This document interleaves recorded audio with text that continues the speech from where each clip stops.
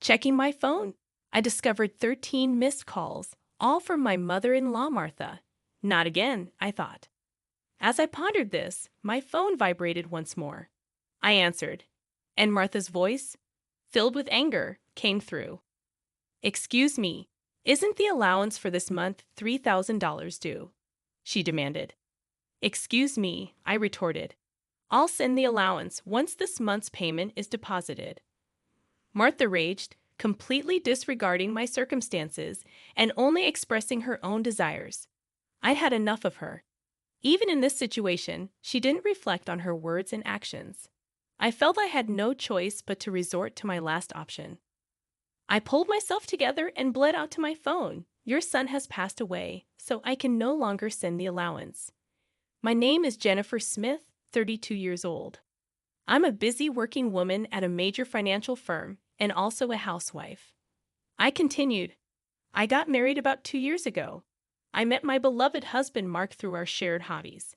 He was kind to everyone, and I was attracted to his warm smile, quickly developing feelings for him. Apparently, he felt the same way, and after dating for a year, we immediately got engaged. We both believed that we wouldn't meet anyone better than each other. We were living together while dating, and without any major quarrels, we decided to marry. Everything went smoothly for us, but here's where a problem arose. Martha, my mother-in-law. My father-in-law had passed away a few years ago, and since Mark didn't have any siblings, his only family was Martha. The trouble started when I first visited her home to introduce myself before our wedding. "Nice to meet you, Martha," I said, trying to be polite. She clearly showed a displeased expression. "So, you're Mark's fan, huh?" she said. "Yes, my name is Jennifer Miller." "You're a rather plain girl. I wonder what Mark sees in you," she remarked. I couldn't tell if she was joking or seriously meant what she said. Having such words directed at me by the mother of my loved one, I was quite shocked. Seeing my state, Mark frowned at Martha. "Hey, Mom, what's with the sudden harsh words? How can you say such things to the person I chose?" Mark questioned. "No, Mark. I'm just trying to choose a suitable woman for you," she replied. "Choose? I'm the one who chose her. You have no right to meddle. Don't say it in such a cold way. I'm just telling the truth because I care about you. If you were really thinking of me, you'd simply support us. Why can't you understand such a simple thing?" The air turned heavy as an argument unfolded between mother and son right before my eyes. Given that this was my first meeting with Martha, I wasn't in a position to intervene. Although the atmosphere remained awkward, we ultimately managed to express our intent to marry. As we were leaving, Martha called out to Mark, sounding somewhat disgruntled. "Mark, can I have a word? You're going to keep that promise after you get married, right?" "What promise?" Mark inquired. "You know about the allowance or that?" "Yes, I'll be sure to take care of that. Can we not discuss it here, please?" Mark seemed uncomfortable, and the atmosphere between my husband and his mother was tense, thick with discomfort in the car on the way home. I approached Mark to address the lingering concern that had been bothering me. "Hey, Mark, about the conversation you had with your mom as we were leaving," I began. Mark sighed deeply and began to speak slowly. "Yeah, I should have told you about it, Jennifer. I heard something about an allowance after my dad passed away. I've been sending money to my mom every month." "How much?" I asked. $22,000. $2,000? I couldn't help but raise my voice in surprise. Mark continued, "Actually, my mom has a debt. She lost a lot of money at a casino a long time ago. She's still paying it off, and because her health isn't great these days, she spends a lot of time at home. But she still needs money to live on." $2,000? Isn't that a bit too much?" I questioned. "If I try to lower the amount, she keeps calling me over and over, and no matter what, a mother is still a mother. I worry about her living alone." I understood that Mark was devoted to his mother. However, 2 months after our wedding, during my lunch break one day, I received a phone call from Martha.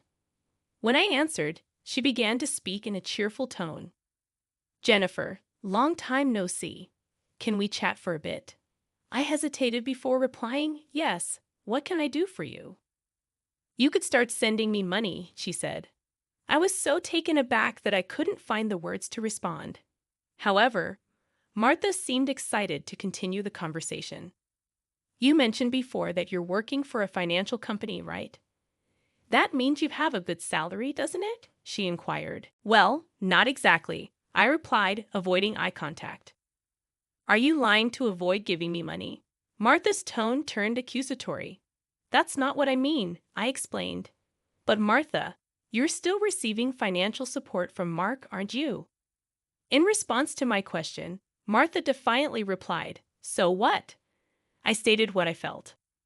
"Martha, receiving $2,000 in monthly support is a big deal, and yet you're asking for more, really."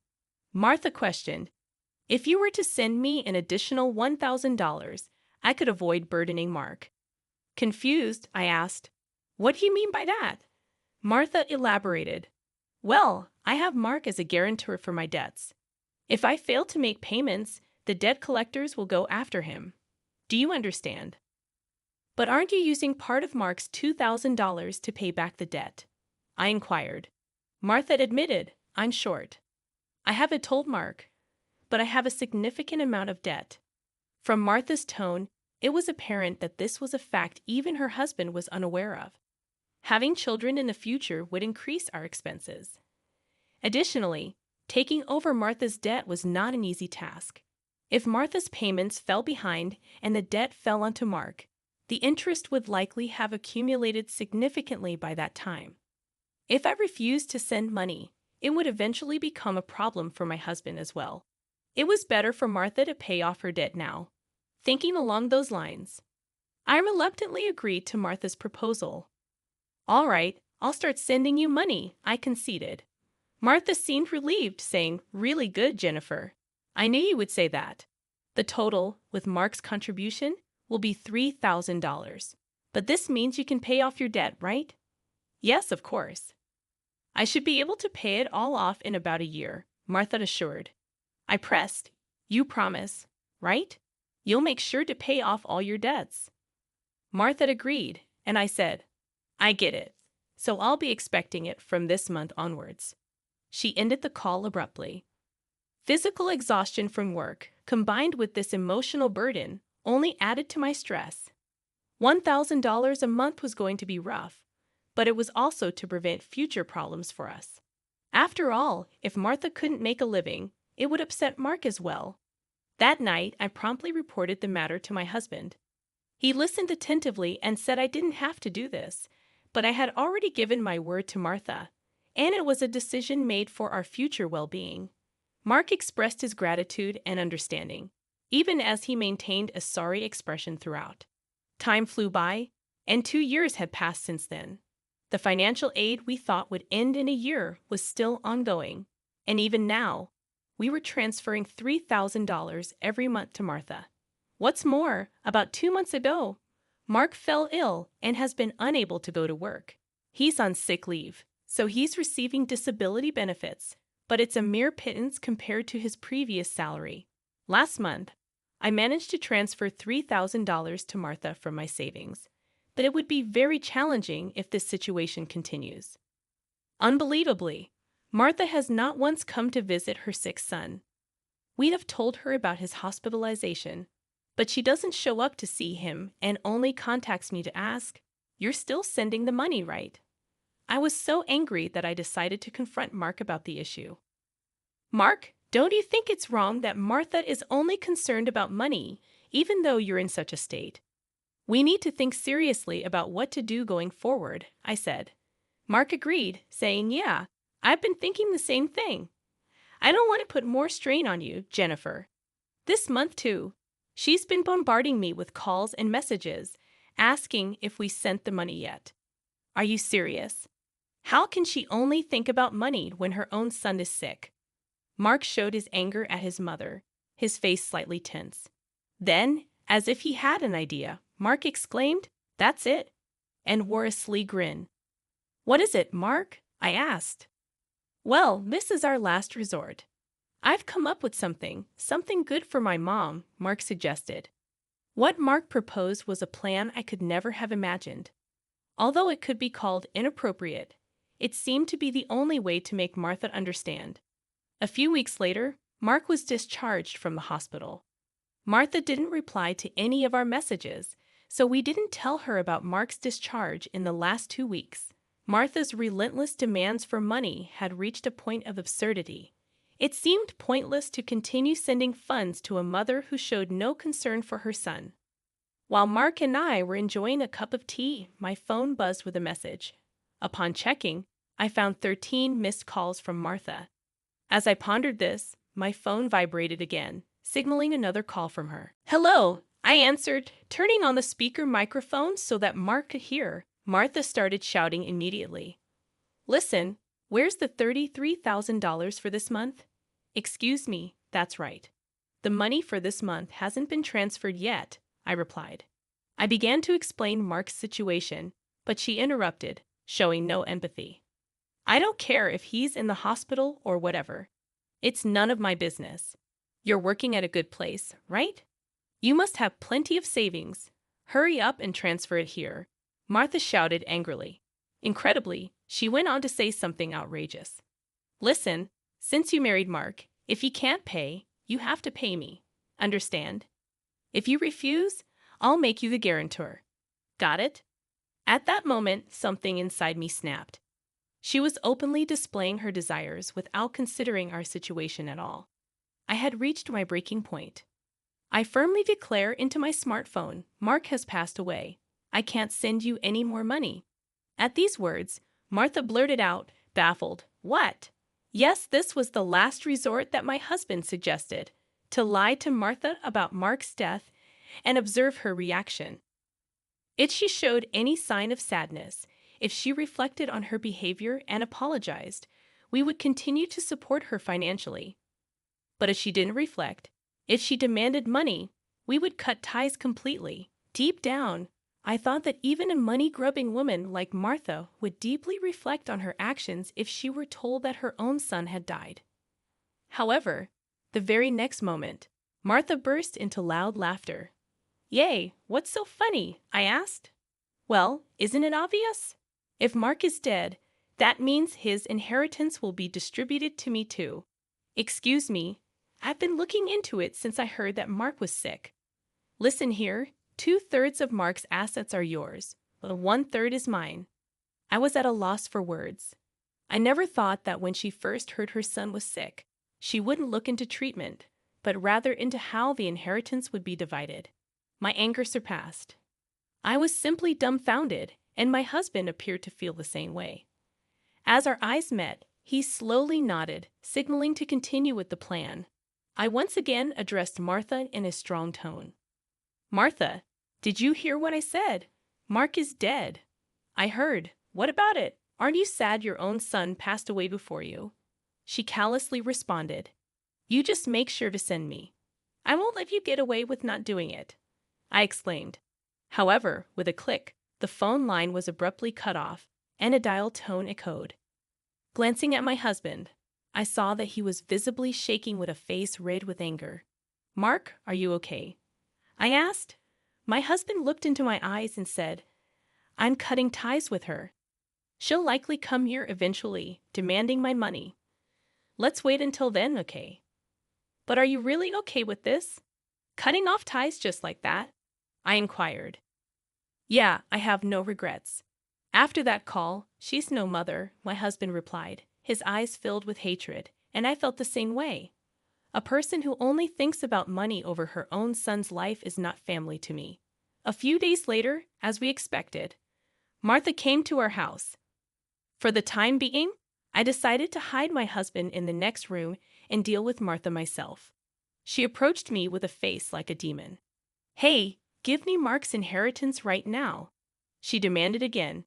"With that, anything else to say? He's already dead, isn't he?"